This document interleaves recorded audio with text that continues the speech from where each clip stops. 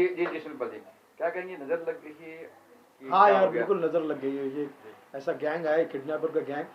मेरे बाद जब मेरा 2 तारीख को अपहरण हुआ, मैं 4 तारीख को घर पे पहुंचा सुबह मॉर्निंग में, मुझे पता चला कि ये गैंग जो है, बाद में जैसे मैंने पुलिस कंप्लेंट की, पहले तो करने वाले ने तो बहुत डरा के रखा था उन्होंने कि गाड़ देंगे, इंजेक्शन दे देंगे जहर का, नदी में फेंक देंगे, टुकड़े टुकड़े करके ज़मीन में गाड़ देंगे, ये सब बोल रहे थे।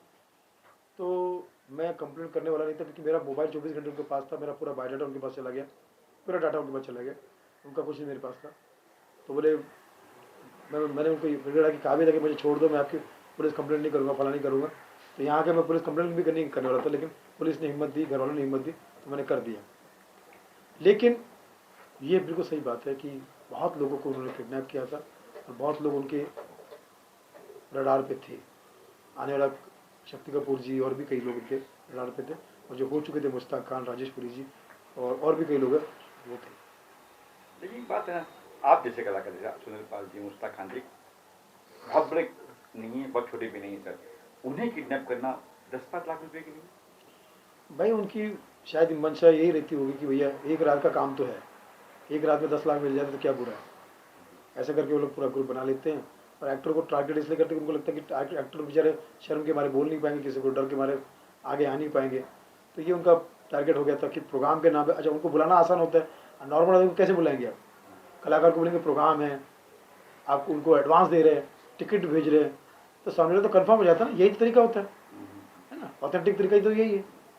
तो इस तरह से कलाकार जल्दी, कोई शूटिंग वाला हो तो बोलेंगे आपके यहाँ से अवार्ड दिलवाना है, तो ऐसे कुछ भी बहाना करके बुला लेते हैं। और फिर आपको क्या क्या कहा गया था और क्या मुझे कितने कहा गया था एडवांस कि दिया था? प्रोग्राम है, बर्थडे शो है, और अभी हरिद्वार में है बर्थडे शो, रेडिसन होटल में, रुकना भी वहीं रहेगा, तो आपका पेमेंट का क्या होगा। तो उन्होंने पेमेंट का नेगोशिएशन किया, और 35,000 मुझे अकाउंट में भेजा भी, टिकट भी भेजा। और मैं बाय रोड वहाँ पर गया, तो मुझे बोले कि आप यहाँ रुक जाइए, आपको पूरा पेमेंट दे देंगे, दिल्ली टोल नाके पे रुक जाइए। वहाँ रुके तो दूसरी गाड़ी आई, दूसरी गाड़ी में बैठने को बोले आप आगे आ जाइए, इस गाड़ी में बैठ के ये गाड़ी छोड़ दीजिए, और उस गाड़ी में 1-1.5 घंटे बाद फिर मेरा वो किया, किडनैप किया।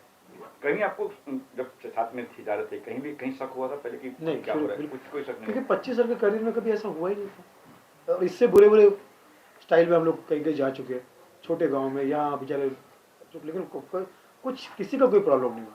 हरिद्वार के नाम पे कोई लूट लेगा ऐसा किसी पर, मैं तो बड़ा खुश हो गया था कि हरिद्वार जा रहा हूँ, शो भी करूँगा, पूजा पाठ भी करूँगा। ये कहा भी बीच में जब आपको किडनैप 2-3-4 तारीख की बात है, ये सुना ये था कि आप प्रमोशन के लिए कर रहे हैं, फिल्म प्रमोशन के लिए। अरे भाई, कॉफ़ी विद अलोन जो मेरी फिल्म है वो 21 नवंबर को आई थी, और 22 को थिएटर से उतर गई थी। उसके बाद फिर आप जहाँ जहाँ जाओगे कहीं फिल्म नहीं है, तो 10 दिन बाद उसका प्रमोशन क्यों करूँगा मैं?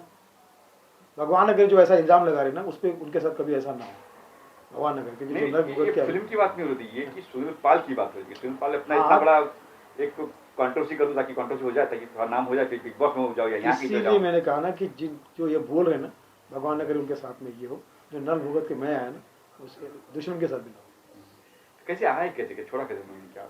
जब पैसे उनको मिल गए थे, 10 लाख की बात हुई थी, 8 लाख तक उन तक पहुंच चुके थे, लेकिन तब तक शाम हो चुकी थी।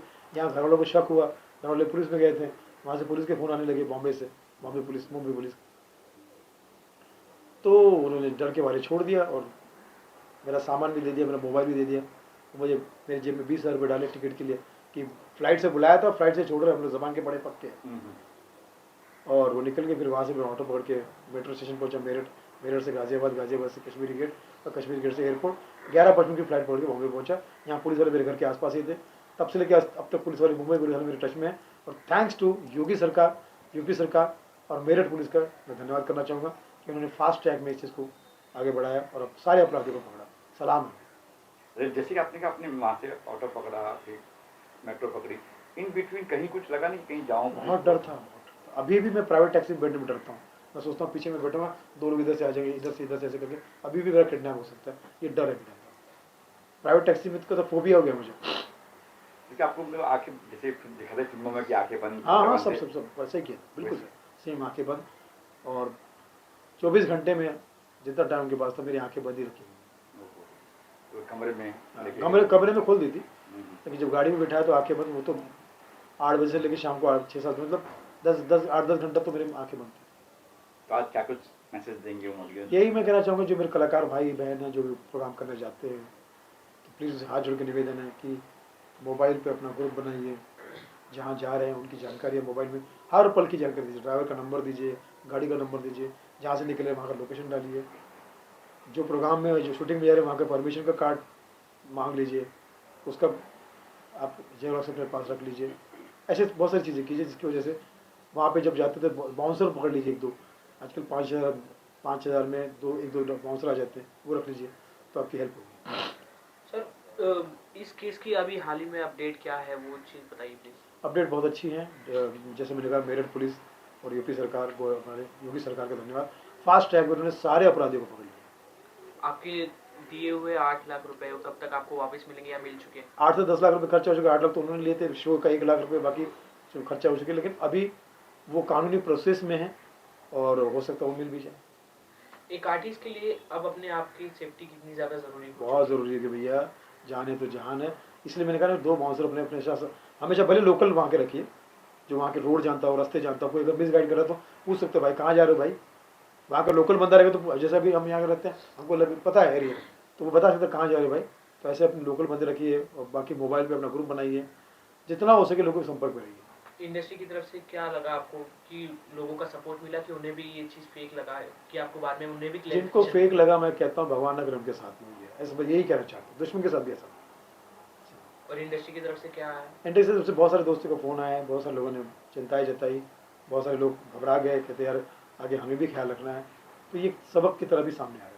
अच्छा पाल साहब 2-3 तारीख की बात है और ये दिसंबर खत्म हो रहा है 30 तारीख, इतनी डेट क्यों है मीडिया के सामने? आप पहले क्यों नहीं आके बोला कि ना? नहीं, लगातार मैं पुलिस के भी टच में हूँ, मीडिया के भी टच में हूँ, वो तो फिर मैंने कहा भाई एक रिजल्ट सामने आ जाए, पुलिस भी सेटिस्फाई हो जाए कि भैया हमने पकड़ लिया, सब चीज़ें हो गई, सामने आ गई, तो अब मैं कह सकता हूँ कि भैया अब मैं पुलिस का धन्यवाद करने को तैयार हूँ, मुंबई पुलिस, मेरठ पुलिस और यूपी सरकार, योगी सरकार का। अब अभी वो डर है?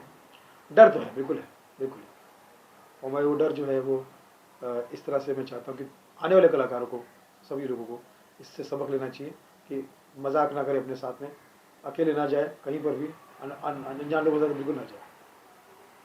जाते जाते क्या कहेंगे अपने दर्शकों से? बस आप सब जियो 1000 साल, रहो हमेशा खुशहाल, यही तय से दुआ दे आपका fan Sunil Pal, love you all. Sir year खत्म हो रहा है। नमस्कार दोस्तों, मैं हूं सुनील पाल, आपका कॉमेडी का लाल, और आप सबको, हमारे प्यारे प्यारे दर्शक परिवार को नए साल की बहुत सारी शुभकामनाएं। Happy new year 2025, love you.